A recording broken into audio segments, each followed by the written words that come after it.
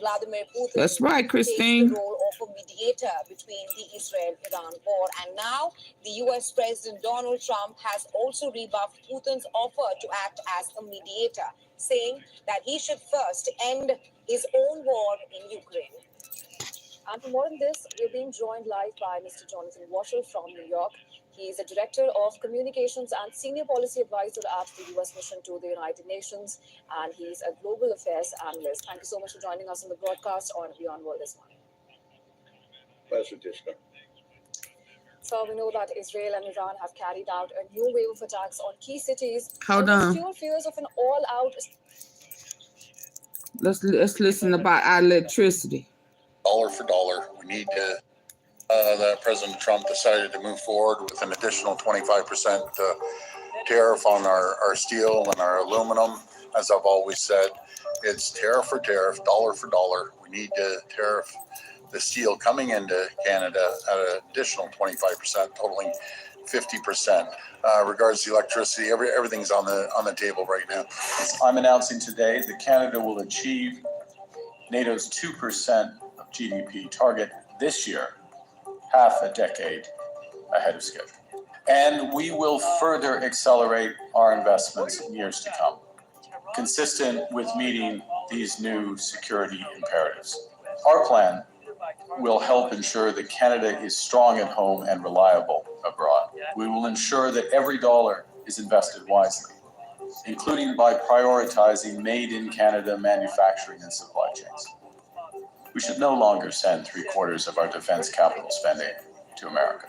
The recent escalation in trade tensions between the United States and Canada has sent shockwaves through North American markets, with President Donald Trump's decision to impose a staggering 50% tariff on steel and aluminum imports from Canada and Mexico. This move, effectively doubling the previous tariff rates, has ignited a fierce response from Canadian leadership, particularly from Ontario's Premier Doug Ford, who has vowed to retaliate with measures that could disrupt the deeply intertwined economic relationship between the two nations. The fallout is already visible. Canadian factories are closing, unemployment is rising, and political tensions are heating up. Is Canada's electricity threat a game changer in the trade war? The decision to impose 50% tariffs on Canadian steel and aluminum is a hallmark of Trump's aggressive trade policy, aimed at bolstering American industries, but often at the expense of international partners. Canada, a long-standing ally and one of the U.S.'s largest trading partners, has been hit particularly hard. The Canadian economy, heavily reliant on exports of steel, aluminum, and energy to the U.S., is reeling from the economic fallout. Economists report that these tariffs have severely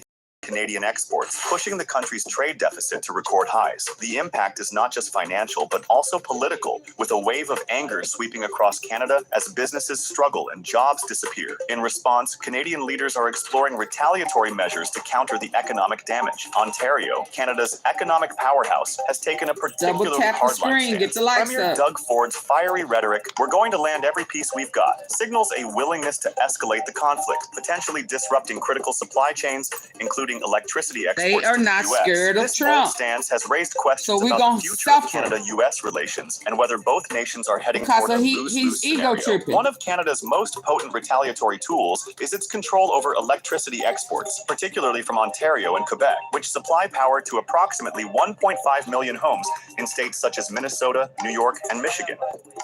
And the 25% on electricity exports, will that take effect regardless of what happens today? I mean, if he pulls back, so you guys are going to follow through? We have to follow through until he drops tariffs completely. He's putting everything on hold for 30 days, and we know what happened last time. He said 30 days, and a week later or 2 weeks later, he brings the tariffs back. You know, you touch the stove once, you get burnt, you don't touch that stove again. And we're going to make sure that we follow through with what we said we were going to do. In March 2025, Ontario imposed a 25% surcharge on electricity exports to the U.S., a move that Premier Ford warned could be increased if trade tensions escalate further. This surcharge is already adding an estimated $100 per month to the electricity bills of affected American households, generating between $300,000 and $400,000 in daily revenue for Ontario. Ford has pledged to use this revenue to lower electricity costs for Ontario residents, framing the move as both a retaliatory strike and a domestic boon. The threat to pull the plug on electricity exports is not just rhetoric, it's a strategic card that Canada is playing to exploit its leverage. The northern U.S. states are heavily reliant on Canadian energy, and